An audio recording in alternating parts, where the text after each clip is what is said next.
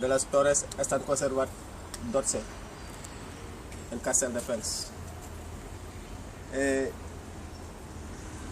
La mayoría de estas torres están construidas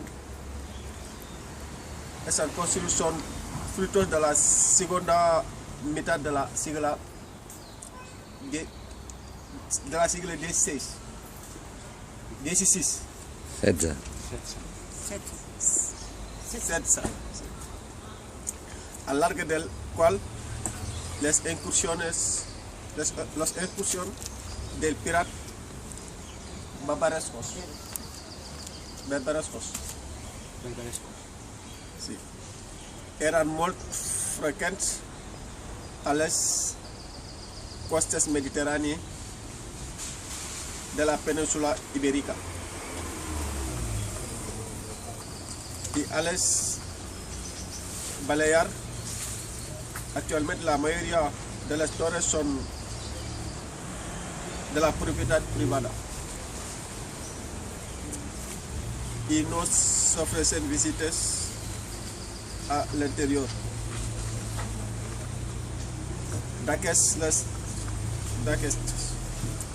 adresas de las torres de Guita son las siguientes: las Torres Barono, Avenida del Rey en Jom, dins de las instalaciones del hotel de Jom. Jaume primer. Sí, l'hotel Jaume primer, que és el que és...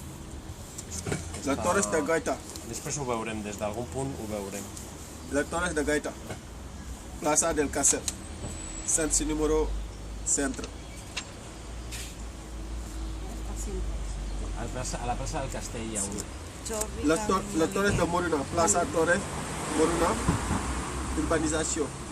L'urbanització Bellamar, sabeu on és? És la urbanització que Bellamar. està més llunyana. Allà hi ha una plaça, hi ha una torre allà. Pero yo no entendí, ¿cuántas torres hay en Castelldefels? 12. Vale. Y son todas de propiedad privada, ¿no? Sí. Algunas. Bueno, la del Castell és pública, bueno, és de l'Ajuntament. Sí. La del Casal de Cultura també és de l'Ajuntament, o del Casal, no sé de qui és propietat del Casal, suposo que de l'Ajuntament. La que hi ha allà, que hem vist que estava la policia, que s'ha dit, al costat de la biblioteca, és de l'Ajuntament, també això. Torre Gabriel Folcher. Deu ser aquesta.